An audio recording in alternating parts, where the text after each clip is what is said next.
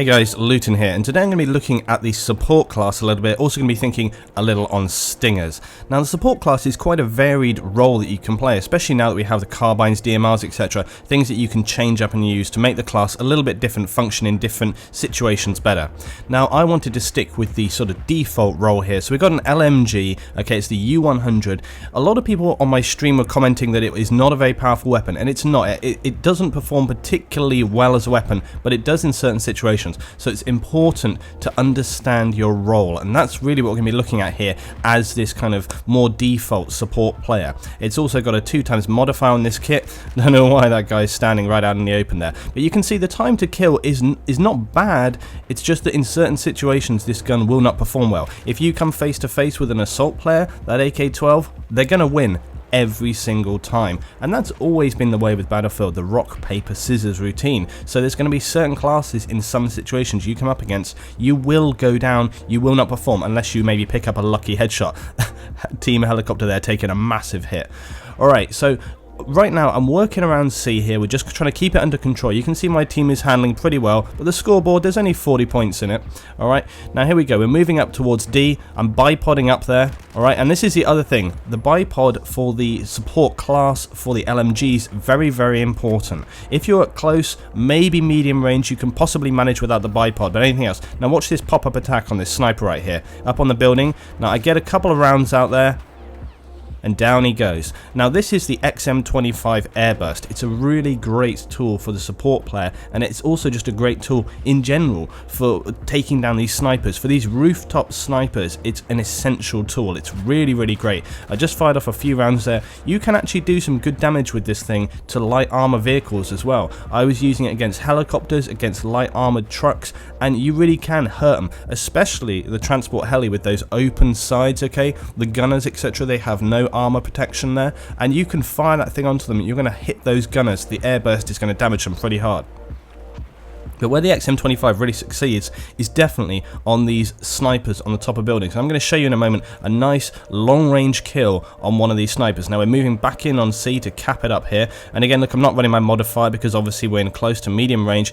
Now I am moving around here, but it's always good to obviously try and find cover. I'm looking for snipers, I'm looking for potential targets. And here we go. I've identified one with my infrared on the XM25. Here's a guy. I mark him first to make the rest of my team to aware. And I fire a few shots up on the top of that building.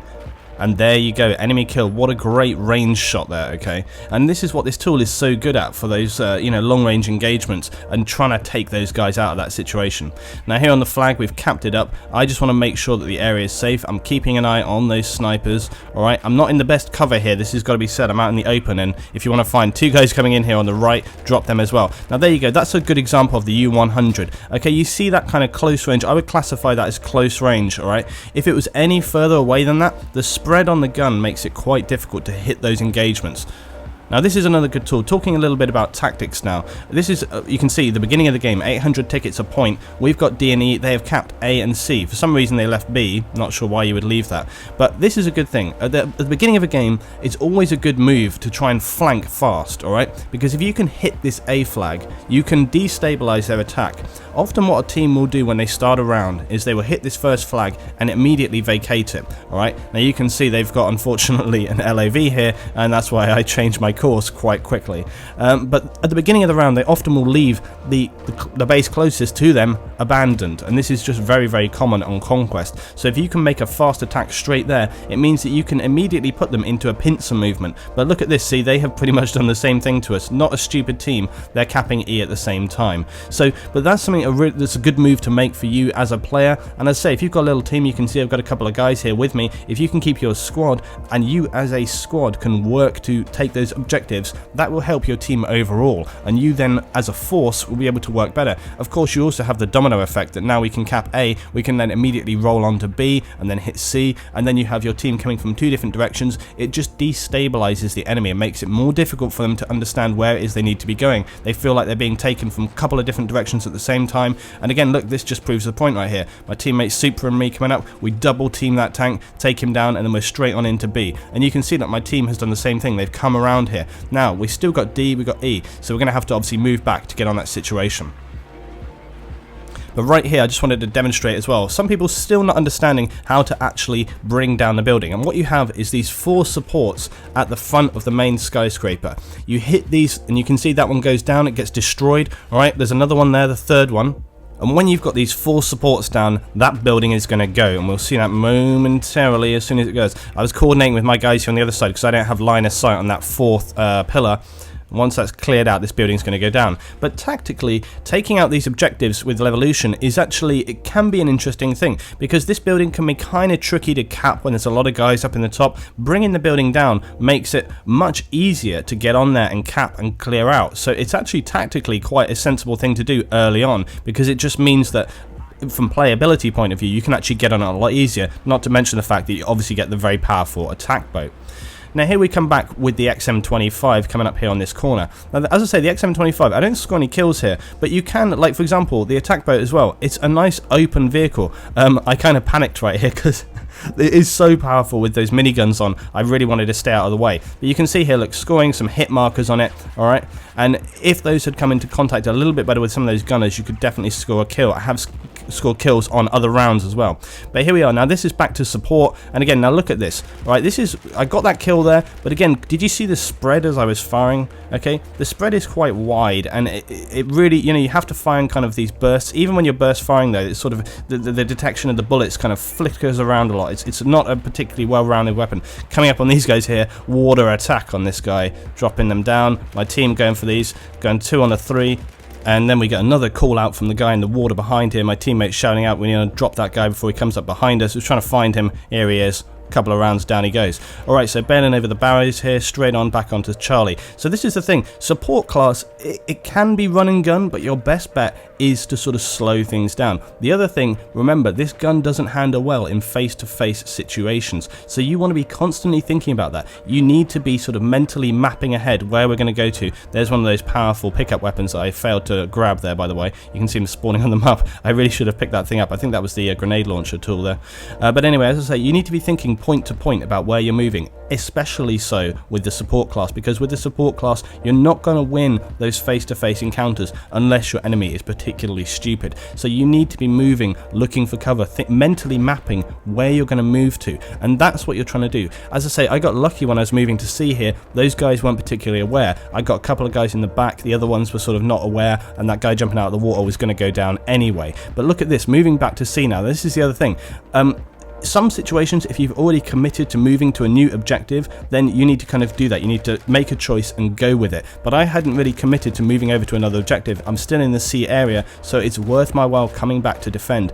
Often, bases don't often get defended as well as they should do. Try to stay on your objective, try to come back to it. It's much better to defend an objective than let it go down and recap another, because otherwise you're just trading bases. It's better to lock them down and hold them than take the time to go and recap a whole new base. And you can see here, we didn't really lose very much by just retaking this base, okay? If we had lost the base and had to go and recap a whole other base, it would have been time, it would have been tickets. Much better to just take the time to come back here and clear it out.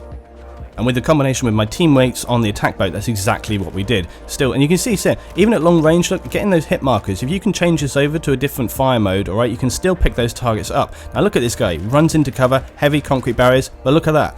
The airburst yet again. The airburst is such a great tool for picking those guys out of cover, and I can guarantee there's going to be some people who are going to be complaining about this tool so much very, very soon. It's a noob weapon, blah, blah, blah. Okay, talking about noob weapons, okay. Stingers. Stingers are back, alright? And I'm going to talk a little bit about Stingers in a moment, but first, we just got this last little bit of support play. Now, okay, I'm moving up here. There's not a lot of cover out in the open in this area around C. Okay, there's the destroyed buildings which you can get behind some of the rubble, but look, there's these large plains of open area. So I need to get on this line of sight here for D to try and hit these guys on top of this building, but I don't want to fully expose myself. So I've put myself in a position here. I'm still vulnerable, but I'm less vulnerable than I would be if I was just lying flying flat out in the open. Now also look, bring the magnifier in here whilst bipoded, and you can see immediately this gives us better control. Guy right out here on the corner, he's a little bit too far for the accuracy of this weapon. That bullet spread, even when bipoded, is not working in my favor, and also the fact that he moved away. But you know, if he'd have stayed there, you probably could have dropped him. But again, that time to kill, not fantastic with this weapon, especially at these kind of longer ranges. Now I'm still searching around for targets because these snipers will often come back, they'll stick their head out, and I want to be ready to drop that, you know, suppression and hit those guys. Talking about suppression, I think everyone's noted it's not so severe now. It's really, really good. People are enjoying that much better. But look at this, these two guys down here, alright. Do I get a double kill on that guy? I think my teammate picks that other guy up, but yeah, you can see there, bipoding up in control. Alright, coming in on the stingers now. Now look at this, it's so fast. We don't seem to actually have like a through the stinger itself view. Now I don't know whether that's just a beta glitch, but anyway, regardless, it doesn't seem to work so well. But look how fast these things lock on, okay? It's a real fast lock, it's a real fast reload, so you can really hit multiple targets there. Got one away on the transport, which I think he flared, but got a hit there on the attack chopper. Now this is important to note if you're not familiar with these. Alright, as we go for lock, fire. Now look at this, it tracks the trajectory of the helicopter and flies into the building, so it won't fly around those you know, pieces of cover.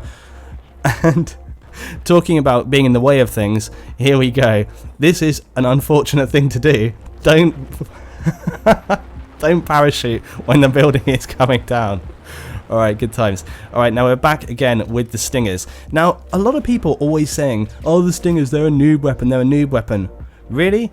Well, a noob weapon is going to score you a 3 kill, okay? It's going to get a squad wipe like I just got right there. You can screw around with RPGs if you want, and for sure, you look awesome when you get a kill with an RPG. I have had some amazing RPG kills in the past where I put it up in the sky, I take down a full heli of players. But at the end of the day, it's a tool. It's there to do what it is. Even if you're not actually scoring the kill with the stinger, you're putting pressure on that pilot. It's another thing that he has to think about, and that is as good a reason as any to actually use them. Put pressure on those guys. They're having to think, oh my god, we got stuff coming under fire. They're going to be using those flares. Maybe other people are firing at them at the same time. So it's a good pressure tool to use, plus the fact that you can really rack those kills. And you know, at the end of the day as well, who gives a crap what anybody else says, alright? It's down to you as a player. You're going to be scoring those kills, you're going to be doing what you need to do to control the game. And those helicopter pilots can be devastating. They need to go down, you're going to get on them. But I have to say, in the beta,